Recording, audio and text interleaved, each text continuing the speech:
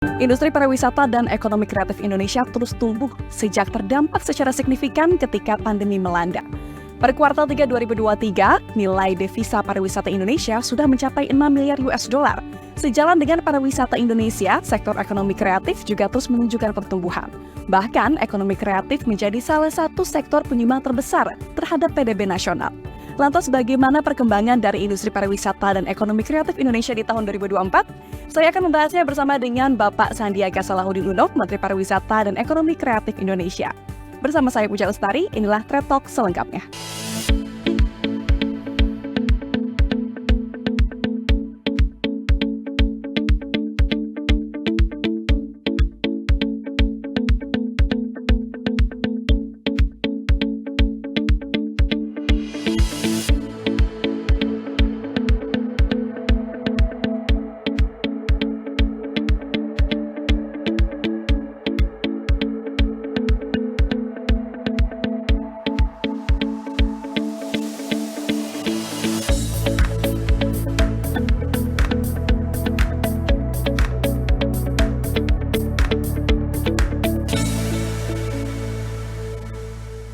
Kinerja pariwisata dan ekonomi kreatif terus menunjukkan pertumbuhan dan berangsur-angsur pulih sejak terdampak pada masa pandemi.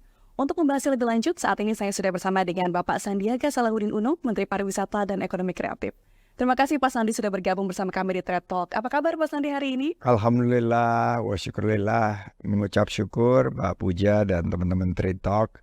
Kita di awal tahun 2024 ini sangat mensyukuri hasil pariwisata dan ekonomi kreatif di 2023 dan menatap secara optimis capaian kinerja yang kita akan raih di 2024. Oke, hasil dari kinerja 2023, kita bicara tentang itu dulu ya Pak ya. Bagaimana kinerja ekspor di sektor pariwisata dan ekonomi kreatif sepanjang tahun 2023? Di 2023 ini per triwulan 3, karena data triwulan keempat ini sedang ditabulasi dan diverifikasi, sudah mencapai hampir 75% dari target capaian. Kita berhasil 17,4 miliar US dollar dan untuk nilai tambahnya ini yang menarik, kita sudah mencapai di atas 1.000 triliun, tepatnya 1.050 triliun.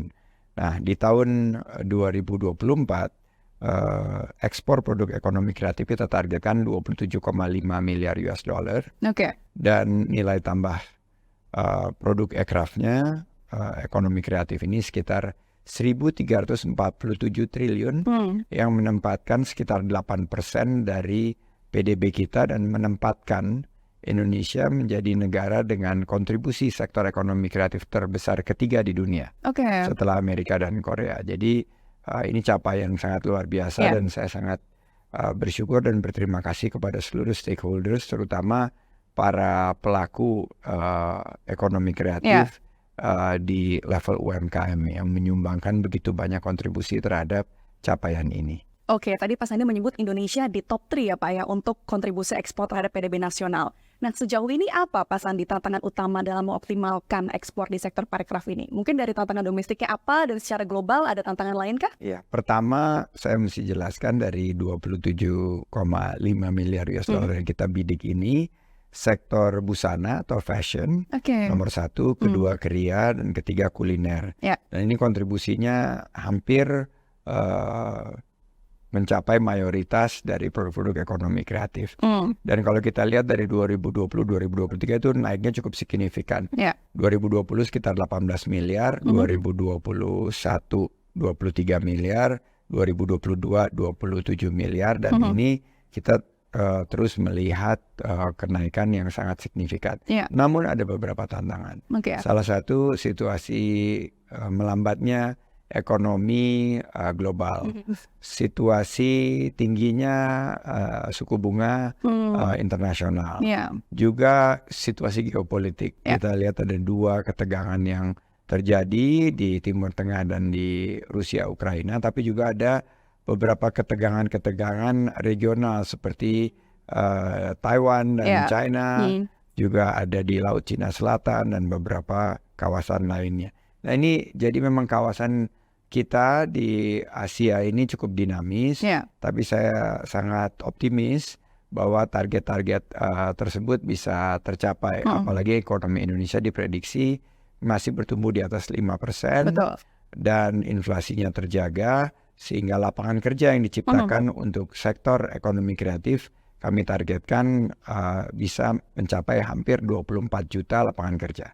Oke, tadi kan tantangan global ya. Tadi Pak Sandi menyebut bahwa perlambatan ekonomi menjadi tantangan. Nah, perlambatan ekonomi di negara-negara lain, Pak, apakah ini berpengaruh terhadap menurunnya permintaan kita? Tadi ada ekspor fashion dan lainnya, atau berpengaruh ke sisi lain? Pasti, karena daya beli dari masyarakat global. Tapi kalau kita kerucutkan tantangan yang dihadapi oleh, ini sekalian ya, pariwisata dan ekonomi kreatif, selain daripada kondisi ekonomi global, adalah perubahan perilaku dari baik wisatawan maupun juga dari konsumen.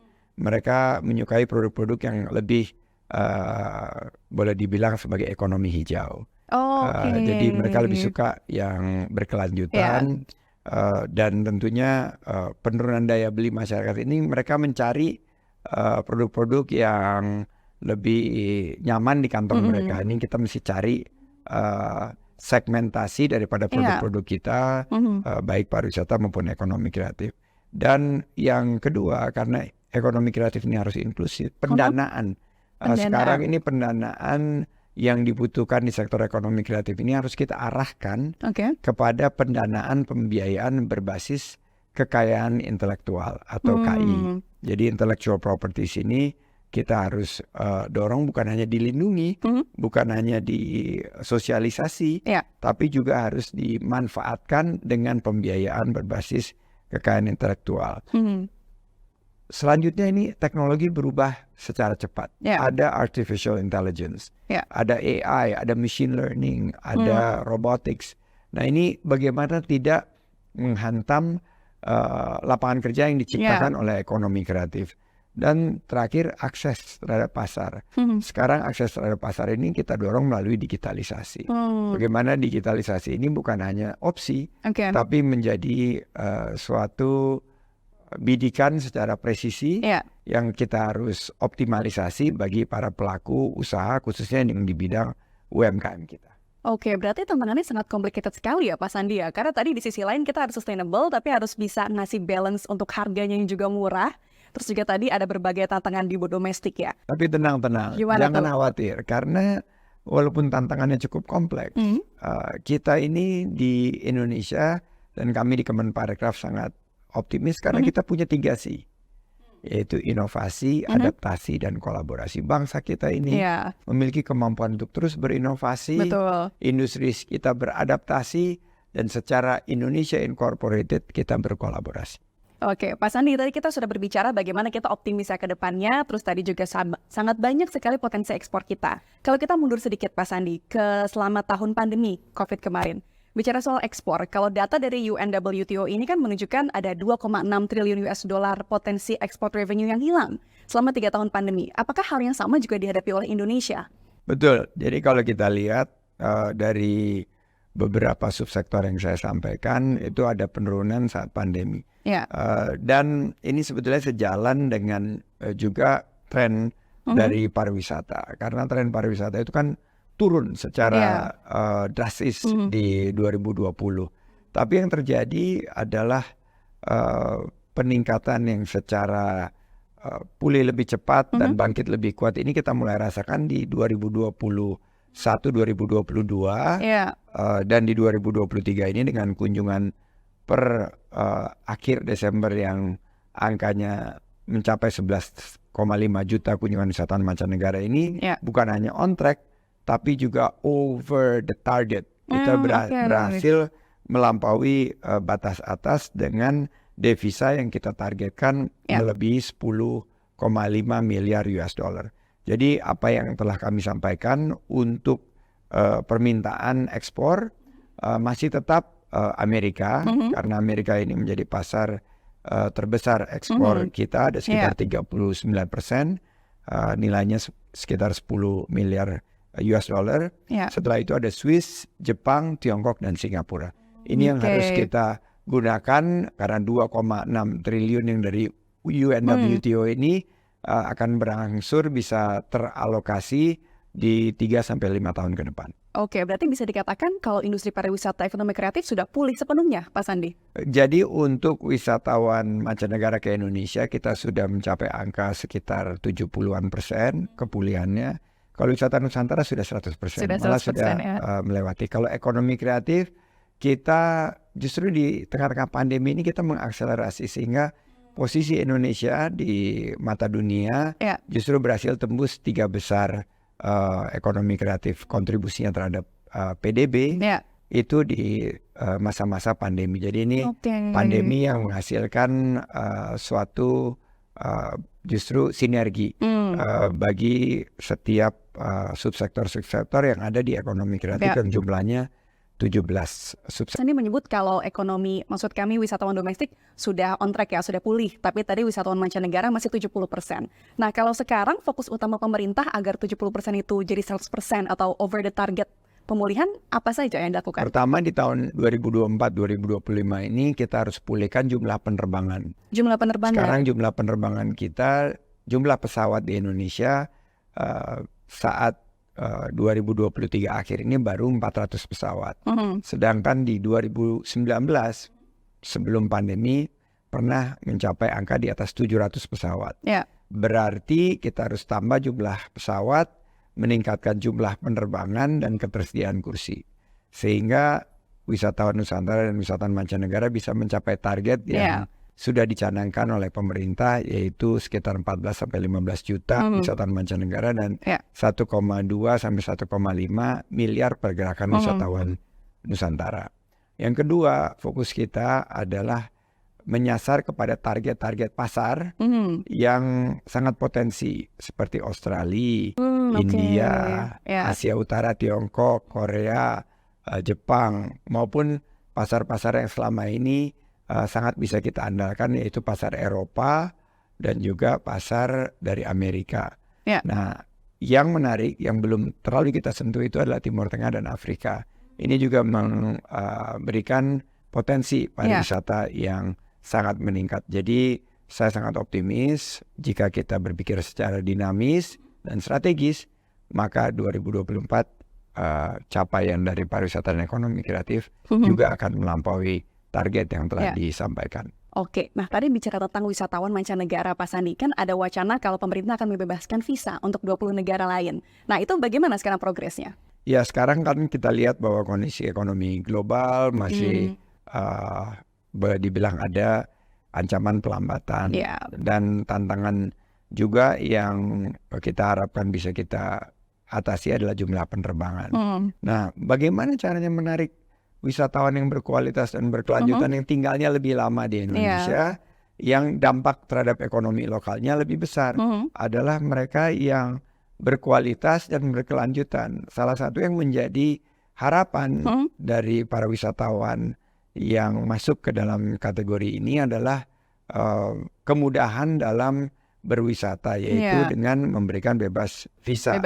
Sekarang ini bebas visa telah kita berikan kepada 10 negara ASEAN, tapi ada permintaan dan kami sudah mengajukan secara resmi 20 negara yang kami usulkan mendapat bebas visa kunjungan. Ini adalah target pasar kita yang besar, dan kita bukan hanya melihat daripada wisatanya, tapi juga kami ingin menarik mereka bisa berusaha di Indonesia, menanamkan investasinya, ikut memberikan transfer terhadap teknologi terapan yang diperlukan.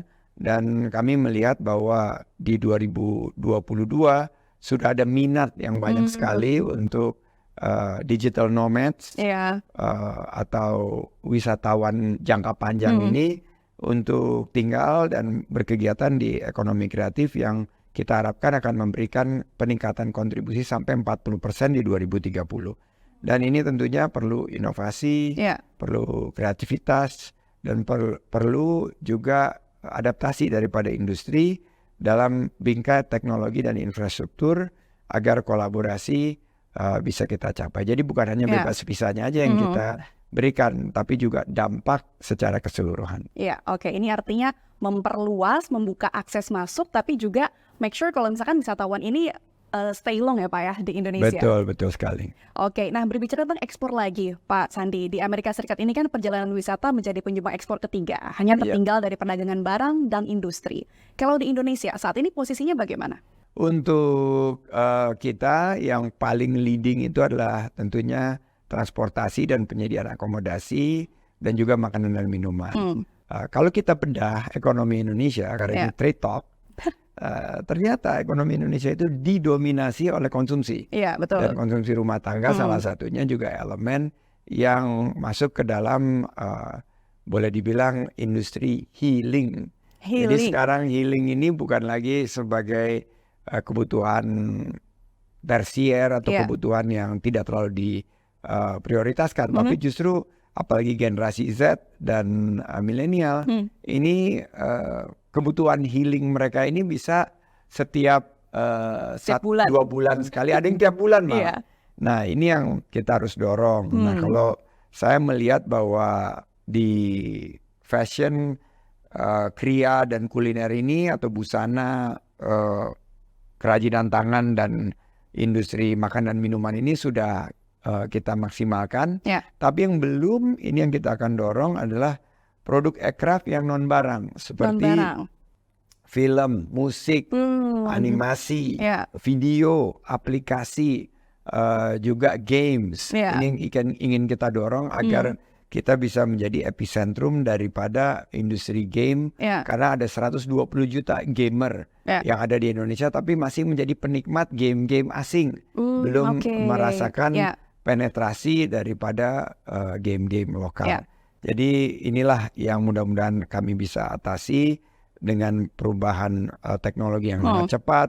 Dengan akses pendanaan kami akan hadirkan Perpres untuk pengembangan industri game lokal. Dan kita ke depan juga melihat bagaimana pasar internasional ini bisa kita akses dengan lebih kuat lagi, karena ekonomi Indonesia memasuki Indonesia Emas 2045 akan masuk ke 5 besar dunia. Oke, dan optimis ya Pak ya, kita akan memasuki posisi tersebut. Baik, Mas Andi, kita akan berbicara lebih lanjut terkait dengan fashion, kriya, kuliner, dan industri game. Namun usai jeda, pemirsa, saat ini pariwisata Indonesia tengah memasuki masa pemulihan setelah masa pandemi COVID-19. Secara global, pemerintah melalui Kemenparekraf terus mempermudah akses masuk untuk wisatawan mancanegara. Begitu pula secara domestik untuk terus mendorong pelaku industri pariwisata dan ekonomi kreatif untuk mengikuti tren, yaitu yang sekarang sustainable dan more affordable. Kami akan melanjutkan dialog bersama dengan Bapak Sandiaga Uno usai jeda. Tetaplah bersama kami di Trade Talk. Kita sudah berbicara ya bagaimana ekspor Indonesia di industri pariwisata dan aircraft ini terus berkembang. Nah, tadi Pak Sandi menyebut kalau kontributor terbesarnya ini ada fashion, kriya, dan juga kuliner. Mungkin untuk masing-masing subsektor ini Pak, sebenarnya pasar utamanya kemana sih? Kalau fashion masih kepada Amerika, dan juga kalau kita lihat keduanya itu ke Eropa dan baru Asia Timur Tengah, dan pasar yang belum kita terlalu kembangkan adalah pasar di Afrika. Nah sebetulnya kalau kita lihat bahwa yang kedua itu adalah craft atau kerajinan tangan, furniture dan lain sebagainya juga sama. Amerika, yang kedua itu adalah Eropa, Asia termasuk Jepang, dan juga kita lihat terbuka peluang untuk Australia, Timur Tengah dan Afrika. Nah, kita yang masih sangat terbuka peluang ini kuliner. Kuliner ini kita mendorong melalui program Indonesia Spice Up the World, di mana kita berharap ekspor rempah ini menyumbangkan sekitar $2 miliar dari ekspor produk dari Indonesia, yang kita harapkan menggunakan jaringan 4.000 restoran Indonesia yang ada di luar negeri, dengan kolaborasi bersama diaspora. Dan ini kita harapkan mulai dari pendanaannya sampai kepada pengembangan menunya, juga bagian daripada, ini kan mereka bilang susah nih karena kita bersaing sama Thailand, Vietnam. Nah ini kita pemerintah akan hadirkan pelatihannya, dan juga tentunya bagaimana teknologi digital bisa kita lakukan secara 360 derajat Ya. untuk mempromosikan pariwisata kita, mempromosikan kuliner kita. Jadi ibaratnya dari lidah turun ke Hati. dari hati turun ke dompet. Gitu. Jadi mau untuk berwisata dan belanja produk-produk ekonomi kreatif kita. Oke, berbicara tentang fashion dulu ya Pak Sandi ya. Kan fashion ini kan produk-produk kita tuh sudah semakin eksis. Sudah banyak fashion show di luar negeri. Nah, kalau misalkan sekarang tuh bagaimana sih daya saing produk lokal kita di pasar internasional? Kita ada batik, ada modest fashion. Each-nya tuh bagaimana Pak? Super kompetitif. Kita sangat memiliki daya saing. Jadi ibaratnya kalau produk-produk fashion kita plug ditaruh di Paris, pusat fashion dunia, plug ditaruh di New York, plug ditaruh di London dan Milan, itu bisa bersaing. Oke. Karena desainnya sudah keren, Betul. bahannya juga atau fabriknya juga sudah ada yang berkelanjutan. Iya. Dan menurut saya tinggal dibantu difasilitasi lebih besar promosinya. Walaupun kadang-kadang desainer-desainer kita itu ke luar negeri untuk berpromosi di Indonesia, yang tentunya sah-sah saja kita berikan kesempatan ini agar mereka juga bisa mengembangkan usahanya. Dan kalau kita lihat dengan adanya New York Fashion Week, dengan ada Paris Fashion Week ini, kita kembangkan secara luar biasa. Bukan hanya batik, modest fashion. Sekarang kita lagi menggandengkan Arabian Travel Mart bulan Mei ini dengan kita punya roadshow untuk modest fashion di Dubai. Karena Dubai tiba-tiba menjadi pusat fashion yang berkaitan dengan modest fashion. Yang kita bilang kenapa nggak Indonesia? Betul. Kenapa nggak Jakarta? Makanya kita juga punya Jakarta Fashion Week dan beberapa kegiatan yang mengundang buyer-buyer dari luar negeri. Jadi hanya dari fashion aja, dari busana kita punya potensi yang sangat luar biasa. Oke, tadi fashion. Nah, kalau kuliner tadi kan Pak Sandi menyebut ada Indonesia Spices of Indonesia, betul ya Pak ya? Spice up the world. Jadi Spice up the Indonesia world. Spice up the world. Dulu Mbak Puja, ratusan tahun yang lalu, para pedagang dari Eropa ini beribu-ribu mil laut datang ke Indonesia untuk mendapatkan rempah. Nah, kita terbentuklah jaringan atau jalur rempah. Dan sekarang kita ubah bahwa kali ini kita yang akan melakukan arus balik daripada jalur rempah ini dengan Indonesia Spice Up the World. Jadi kalau China punya Belt and Silk Route, kita punya Spice Route. Kalau dia punya Belt and kalau mereka kan sekarang Belt and Road program gitu, kita punya Spice Up the World. Spice Up the World. Jadi kalau China itu kan ingin membalik jalur sutra. Kalau kita ingin membalik jalur rempah. Jalur rempah. Jadi itu yang akan kita dorong. Targetnya $2 miliar dan 4.000 restoran Indonesia. Jadi mereka punya Belt and Road, kita punya Spice Up the World. Mereka punya Silk Route, kita punya Spice Route. Jadi itu yang menjadi andalan kita. Berarti Spice Up the World ya Pak ya. Nah, selain fashion, kria dan kuliner, produk aircraft apa lagi yang berpotensi untuk diekspor? Tadi saya sudah menyebutkan produk seperti musik, film. Waduh, ini film nih luar biasa. Kita Gimana tuh, punya peluang karena film-film yang kreasi anak-anak talenta Indonesia ini sudah bisa menembus festival-festival film dunia. Di Cannes, di Busan. Betul. Tinggal menunggu waktu yang tepat. Saya terus berharap kepada yang di atas kita bisa memenangkan Piala Oscar. Musik juga dangdut.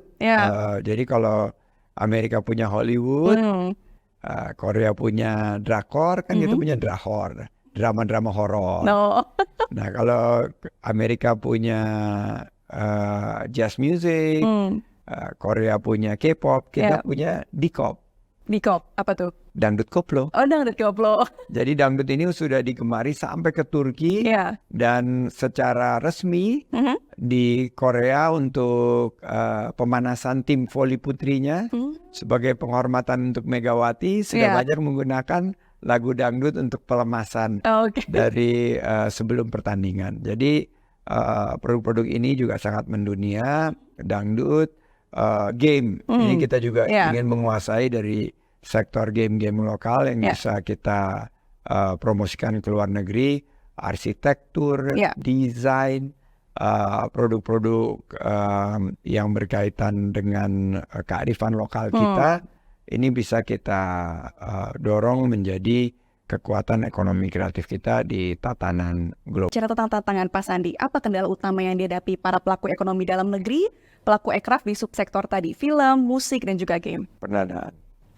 Saya tadi baru saja selesai dengan beberapa pelaku ekonomi kreatif. Mereka punya ide yang luar biasa, punya kemampuan eksekusi yang kelas dunia, tapi mereka membutuhkan sentuhan dari pendanaan. Jadi industri pembiayaan dan pendanaan kita belum memberikan tempat kepada industri ekonomi kreatif. Oleh karena itu, PP nomor 24 sebagai turunan dari Undang-Undang nomor 24 tahun 2019, PP 2022 nomor 24 ini memberikan keleluasaan kepada industri perbankan dan pembiayaan, baik yang konvensional maupun syariah, untuk memberikan pendanaan berbasis kekayaan intelektual. Jadi kekayaan intelektual ini bisa digunakan sebagai jaminan atau agunan. Yang kedua, tantangannya adalah rendahnya perlindungan dan pemanfaatan terhadap kekayaan intelektual. Jadi banyak sekali masih ada pembajakan, masih banyak royalti yang tidak dibayarkan. Ketiga adalah karena perubahan teknologi yang sangat cepat, ini kita terus harus melakukan edukasi kepada pelaku ekonomi kreatif untuk terus mendorong digitalisasi. Dan terakhir, jangan hanya puas menjadi jago kandang. Kita harus mampu, selain menjadi tuan rumah di negeri sendiri, kita harus menjadi juara di negeri orang. Oke. Nah, kita kan sudah memasuki 2024, Pak Sandi. Secara umum, bagaimana outlook-nya untuk industri pariwisata dan ekonomi kreatif? Secara umum, jadi tadi saya sudah sampaikan capaian wisatawan mancanegara per Oktober, per November, ini sudah di atas ambang batas dan target. Dengan 2023 ditutup sekitar 11,5 juta kunjungan wisatawan mancanegara. Target devisanya juga sudah terlampaui di atas 10 miliar dolar. Dan secara kumulatif untuk wisatawan Nusantara pergerakannya sudah di atas tahun 2019. Berarti ini sudah menunjukkan ekonomi yang lebih tinggi sebelum pandemi. Nah, oleh karena itu wisatawan Nusantara kita harapkan akan menyumbang kontribusi pariwisata mendekati angka 4% di tahun 2023 ini. Untuk kinerja ekraf tadi sudah kita bahas secara subsektor subsektor, secara pendanaan, tapi yang ingin saya sampaikan ini jumlah lapangan kerjanya. Sektor tenaga kerja pariwisata ini sudah mencapai 24,3 juta untuk ekonomi kreatif, dan untuk 22 juta di tenaga kerja pariwisata ini kita akan tingkatkan sehingga target daripada skor kita di Travel dan Tourism Development Index dunia bisa menembus 30 besar. Jadi kalau kita bisa menembus 30 besar ini menjadi suatu capaian kita. Nah, menariknya di 2024 outlook-nya bagaimana? Nah, kami sudah mencanangkan batas atas 14-15 juta kunjungan wisatawan mancanegara dengan target devisa sekitar 13-14 miliar dolar. Pergerakan wisatawan Nusantara 1,2 sampai 1,5 miliar pergerakan, dan target kontribusi PDB-nya di atas 4%.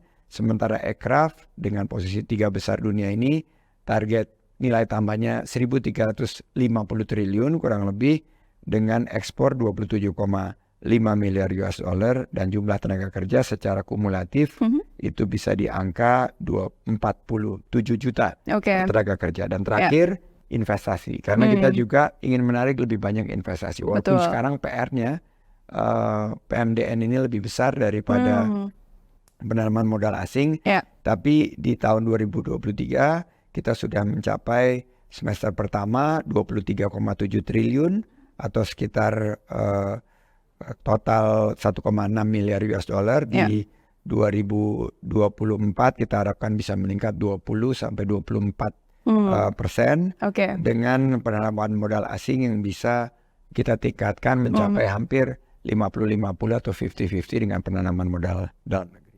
Oke, itu kalau outlook 2024 ini Pak Sandi, kemarin kan kita dengar ya ada ramai-ramai tentang pajak hiburan yang naik Super hingga rame. 40%. Super ramai. Mentionnya jebol ya Pak ya, mention Waduh, Twitter. mention Twitter, X, mention DM saya, engagement, sampai WA dari Bang Hotman, ajakan untuk ngobrol bareng Mbak Inul, dan Ya. banyak banget netizen yang budiman. Wah. Netizen yang budiman ini memberikan masukan, tapi semuanya saya terima dengan terbuka agar kita bisa menghadirkan kebijakan yang berpihak kepada rakyat kecil. Oke, tapi kalau dari kacamata Pak Sandi, ketika nanti pajak hiburan sudah naik, idealnya itu nanti untuk konsumennya, apakah lebih banyak pajak service charge-nya, atau justru ada insentif-insentif lain yang diberikan pemerintah ke pelaku industri untuk menutupi pajak yang besar ini? Pertama, para pelaku industri pariwisata dan ekonomi kreatif, terutama yang di jasa hiburan ini, banyak sekali struktur pembiayaannya ini yang dalam tanda kutip ini di luar sistem atau sistemnya informal. Misalnya biaya pengamanan, biaya premanisme, dan lain sebagainya. Itu kita ingin agar ada pengurangan secara signifikan, sehingga semua struktur pembiayaan dari sektor jasa hiburan, pariwisata dan ekonomi kreatif ini utamanya bisa menjadi bagian daripada perhitungan ekonomi kita. Dan jumlah angka 40-75% itu kan kewenangannya pemerintah daerah. Dan pemerintah daerah ini banyak yang lebih berinteraksi secara langsung. Karena banyak pungutan-pungutan itu bisa dikurangi secara signifikan, bisa dieliminasi secara keseluruhan itu dengan partisipasi pemerintah daerah. Itu yang pertama. Yang kedua, jangan sampai kebijakan ini bisa menimbulkan gelombang PHK. Jangan sampai membebani juga industri yang baru saja mulai pulih pasca pandemi. Jadi ini akan menjadi perhatian kita. Jangan khawatir, jangan kita terjebak dalam polemik dan akhirnya narasi yang keluar negatif. Karena para wisatawan ini bisa aja, ya udahlah, karena lebih kondusif kita ke negara lain gitu misalnya. Tapi kita sampaikan bahwa ini tidak akan membebani baik wisatawan maupun juga pengusaha dan pekerja. Kita akan cari solusi bersama. Kebetulan juga ada proses judicial review atau proses uji materi di MK yang kita harapkan nanti hasilnya bisa berpihak kepada rakyat kecil. Oke, berarti apapun hasilnya yang penting berpihak kepada pelaku usaha itu sendiri ya Pak Sandi ya. Baik Pak Sandi, selain tadi di awal-awal tahun kita sudah ada dengar ramai-ramai ya pajak hiburan, tahun 2024 juga kan tahun politik Pak. Nah, bagaimana kita bisa menjaga iklim pariwisata yang kondusif di tengah pesta demokrasi ini? Selama 3 bulan terakhir ini, intensitas dan juga aktivitas dari kontestasi demokrasi ini kan meningkat secara totalitas. Tapi saya melihat banyak kegiatan kampanye dan demokrasi ini di destinasi wisata dan sentra ekonomi kreatif. Misalnya kemarin saya lihat ada kampanye di desa wisata, ada juga kampanye sosialisasi di pasar yang jelas adalah sentra ekonomi kreatif. Saya kemarin berkegiatan sosialisasi di rest area misalnya. Dan ini ternyata membuktikan bahwa kontestasi demokrasi dan pemilu ini tidak menyurutkan pariwisata dan ekonomi kreatif, tapi justru menggeliatkan. Oke, berarti daripada melihat tahun politik sebagai hambatan, justru kita tap in ke situ ya Pak ya, opportunity-nya. Dan banyak orderan juga kan untuk kaos-kaos. Walaupun kemarin pengelola alat peraga kampanye baliho itu bilang turun. Ya karena sebagian bergerak ke medsos misalnya, sebagian bergerak ke digital. Tapi saya bilang kiat-kiatnya untuk mengatasi ini seperti apa. Yang penting ekonomi kita semakin kuat, pertumbuhannya semakin merata, dan terbuka lapangan kerja. Sama banyak yang dikeluhkan oleh masyarakat kita ini biaya hidup yang tinggi, beban harga-harga bahan pokok, harga biaya yang berkaitan dengan kehidupan mereka sehari-hari, itu yang menjadi tantangan kita. Oke, tadi kita sudah berbicara tentang tantangan di tahun 2024 dan bagaimana kita sudah mulai pulih secara total ya Pak. Nah, terakhir Pak Sandi, sebenarnya apa roadmap strategi untuk mewujudkan target Indonesia sebagai destinasi wisata utama di Asia dan dunia di tahun 2045? Jadi ada RPJMN dan program strategis ini di 5 fokus indikator kita untuk bicara 2045. Pertama, pariwisata dan ekonomi kreatif yang berkelanjutan. Nggak bisa lagi kalau nggak bicara pariwisata hijau. Ini nggak ada hubungannya sama warna kursi kita atau warna partai baru saya, tapi pariwisata hijau ini adalah sebuah keniscayaan. Yang kedua adalah peningkatan daya saing. Bagaimana Indonesia ini kan walaupun bersaing secara regional, tapi kita bisa bersanding secara nasional. Bagaimana kita berkompetisi secara internasional, tapi berkolaborasi secara domestik. Jadi ini yang harus kita tingkatkan.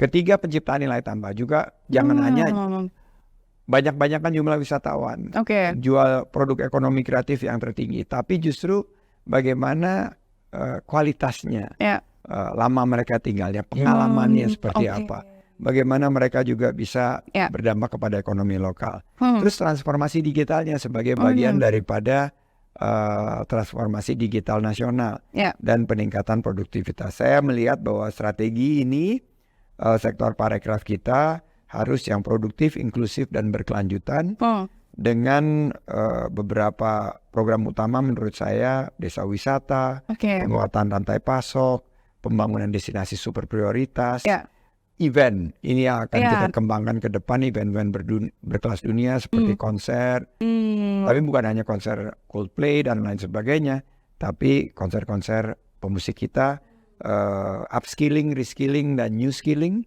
dari SDM pariwisata, peluasan pemasaran pariwisata juga menggunakan digitalisasi. Dua gerakan andalan kita, gerakan Bangga Berwisata di Indonesia dan gerakan Bangga Buatan Indonesia. Saya optimis 2024 pariwisata dan ekonomi kreatif kita berkualitas, berkelanjutan, dan inklusif, investasi akan meningkat, dan tentunya ekonomi melesat, membuka lapangan kerja secara luas dan kuat. Oke, itu untuk 2045 ya Pak ya. Mari kita harapkan optimisme itu akan terus terjaga sampai tahun 2045 sehingga Indonesia bisa jadi destinasi wisata utama di dunia. Terima kasih Pak Sandi untuk waktunya bersama Trade Talk hari ini. Selamat kembali beraktivitas Pak dengan segudang aktivitas yang Bapak punya habis ini. Terima kasih ya Pak ya. Terima kasih Mbak Puja, sukses selalu. Terima kasih. Baik pemirsa, saat ini pariwisata Indonesia sudah berangsur-angsur pulih dan saat ini sedang menuju ke tahun 2045 di mana Indonesia akan mengembangkan pariwisata hijau berkelanjutan dan mengembangkan pengalaman pariwisata yang berdampak pada ekonomi lokal. Terima kasih Anda telah menyaksikan Trade Talk ITV Inspirasi Investasi.